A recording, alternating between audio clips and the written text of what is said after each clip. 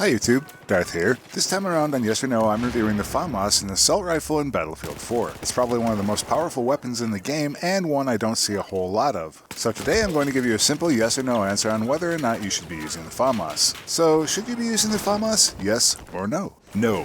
That might sound strange if you're a fan of this weapon. I have to say that over the last 2 weeks while I've been thinking about this weapon, it's gone both ways. This weapon is both simultaneously one of the most amazing weapons in the game and also one of the most terrible. But I will justify that grade, so let's look at the positive aspects first. First is the extremely low time to kill. It's the second fastest automatic killer in the game, right behind the AS-Val. Unlike the AS-Val, it maintains its killing potential at further distances, but its true killing potential is in its ability to saw enemies in half at close range. All that killing power is derived from its extreme rate of fire. At 1,000 rounds per minute, this monster is the fastest firing assault rifle in the game and is tied with the CZ3A1 as the fastest firing weapon in the game. It's a bullpup weapon, which means it gets bonuses across the board to firing on the move and hip fire as compared to other assault rifles. This comes in handy at close range to give it another tick against instant CQB killers like shotguns. That's pretty much it for the positives about the FAMAS. It knows what it wants, and what it wants is pure firepower. For the most bang in the game, it sure gives up a whole lot of buck, and that leads us to the negatives. Speaking of buck, this weapon bucks like a bull in a rodeo driven by a rider that just ate some bad 5-star chili. If that doesn't paint an image in your head, then know this: the FAMAS has the worst recoil in Battlefield 4 by a landslide. Only the M240B has worse combined recoil, and that's a slow-firing belt-fed machine gun. With the FAMAS, you have to fight against an RPM that is nearly twice that of the machine gun. That firing rate gets this weapon in trouble quick, as the FAMAS has the smallest magazine capacity of the 5.56mm weapons. It goes from full to empty in about 1.5 seconds. If you're not ready for it, it's extremely easy to empty your entire ammo capacity into just a few enemies. But that's not all, as easily the worst feature of this gun is its extreme reloading times. You can counter the other problems, but it's hard to escape the 2.8 second minimum reload time and the 3.55 second maximum reload time. For a weapon that dominates in close quarters and runs out of ammo with surprising rapidity, this kind of reload time is almost certainly a death sentence. This plays into the weapon's controllability, but the spread of this weapon is also the second highest among the assault rifles. Per shot, those bullets spread quickly, and uncontrolled, the weapon turns into an inaccurate mess, especially the further out your target. Other than those extreme positives and negatives, the FAMAS is a pretty typical assault rifle. Its bullet velocity is an unremarkable 630 meters per second, the first shot recoil multiplier is only 2.5, and it does damage out to a respectable 975 meters if you're lucky enough to hit a target that far away. For what it is, it's an extremely effective close quarters killing machine. Based on your ability to control the weapon, it can be good at medium range too. This is probably the most important aspect of the FAMAS, as beyond close quarters, it requires an absolute mastery of recoil to use effectively. The recoil pattern is the harshest among the assault rifles at 0.4 up, 0.4 left, and 0.6 right. Uncontrolled, and with its extreme rate of fire, it's going to pull up and to the right at lightning speed. You'll also notice that the weapon balloons extremely quickly thanks to that spread per shot increase. This weapon is a monster for recoil, but it's not impossible to control.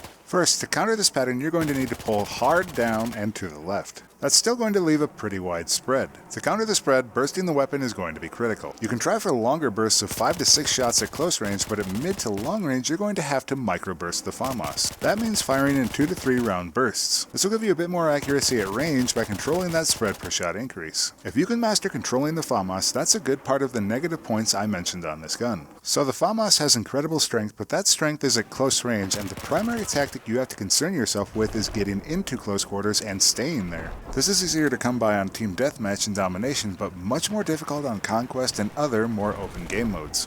This means sticking to cover and avoiding exposure in long lanes of fire because you aren't going to win engagements at that range. When you get to that one-on-one in close quarters, you're going to win every time. But that's also where the great Achilles heel of the FAMAS kicks into play. You can easily kill one enemy in close quarters every time. Killing that second enemy also comes pretty simply in most situations. When a third enemy rounds the corner, unless you've carefully rationed your ammunition, you're going to either run out of ammo before finishing the job, or you're going to have to switch to whatever secondary suits you. If you're already engaged when the switch happens, you're toast. So ultimately you have to control your engagements. This is easier said than done. Because of the close quarter nature of this weapon, if you're using the weapon right, you're going to be in immediate proximity to danger all of the time. Mistakes aren't an option for the FAMAS. Controlling your engagements for the FAMAS means having perfect minimap awareness, perfect ammo control, perfect recoil control, and knowing when to keep yourself safe when reloading.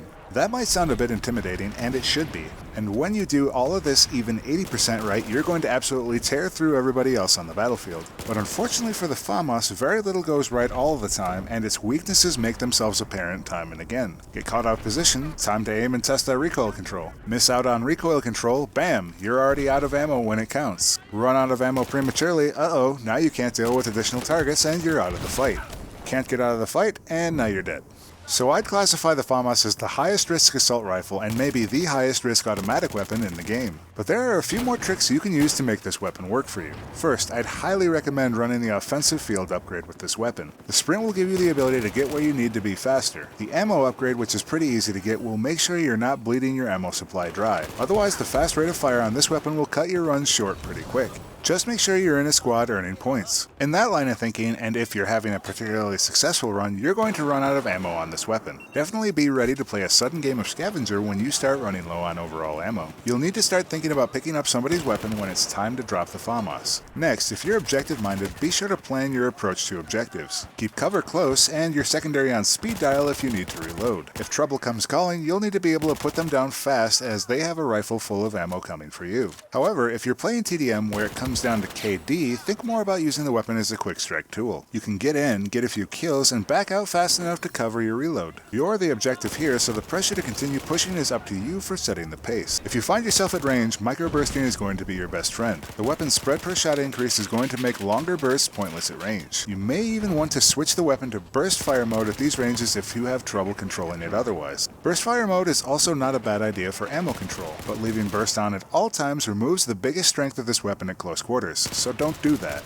Ultimately, the tactics for FAMAS come down to controlling the weapon and controlling your engagements. When I think about attachments for a weapon, I generally consult the statistics on BF4stats.com. The results for the FAMAS were pretty interesting, so your first instinct might be with the incredible recoil of the FAMAS to try and counter it with a muzzle brake. Literally nobody in the top 15 PC players did this. Instead, it was a near even split between the compensator, which would dial in that left-right recoil, and more surprisingly, the heavy barrel. That last one might seem like madness, but I'm going to get to that in a moment. Finally, the top players nigh universally chose red dot sights, lasers, and the angled grip. So what did I go with? For my sight, I chose the Coyote red dot sight. Its wide view is well suited to close quarters combat, and it's probably the red dot sight you'll want to use on most short to mid-range weapons. I probably aimed down sight a bit too often in close quarters when I should have been using hip fire, but pretty much as long as you get your gun lined up and pull the trigger first, the target is going to flop over pretty quick. As an accessory, the laser sight is pretty much a no-brainer here. The FAMAS is a close quarters beast, and hip firing this weapon makes it kill that much quicker in close quarters situations. Sometimes beating your enemy to the draw is the most important aspect of the fight, especially if they are wielding shotguns or similar time-to-kill weapons. Be sure you practice up on your close quarters decisions between hip fire and aiming down sights. Now this might seem weird, but I went with the heavy barrel on the FAMAS. Countering upwards recoil is really not that much of a challenge on the PC, you just pull down more.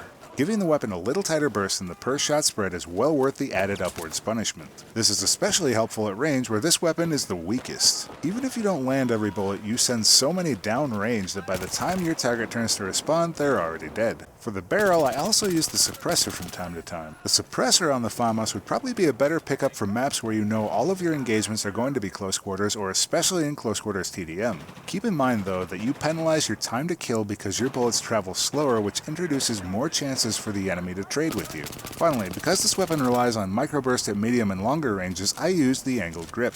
The 33% reduction in first shot recoil helps the following shots land on target, and with just a little bit of help, the heavy barrel spread reduction combined with the angled grip is a powerful combination for the FAMAS. The combination of the two helps to make this rifle quite a bit more accurate at medium range, and with good control, it's quite viable. In a head-to-head fight though, I'd probably pick a different weapon for medium and longer ranges, but the FAMAS can certainly hold its own. The FAMAS is the highest risk weapon in the game, but also the one with the highest reward. If you can handle that risk, maybe this weapon is for you. But for most people, myself included, this weapon's a no. But the difference is razor thin. The FAMAS is a wrecking ball when everything goes right. When things don't go right, it can quickly become a nightmare. If you find the FAMAS is not for you for CQB, I'd almost always suggest picking up a semi-automatic shotgun over the FAMAS every time.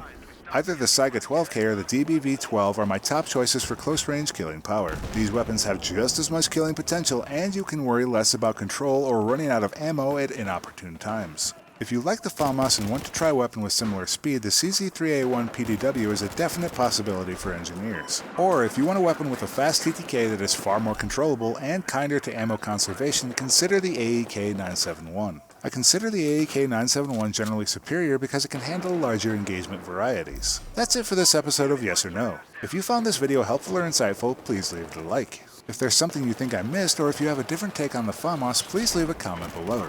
Be sure to leave a comment if you have a weapon you'd like to see in a future episode of Yes or No. If you're new around here, check out my channel and please consider subscribing. As always, thanks for watching, and I'll see you next time, YouTube.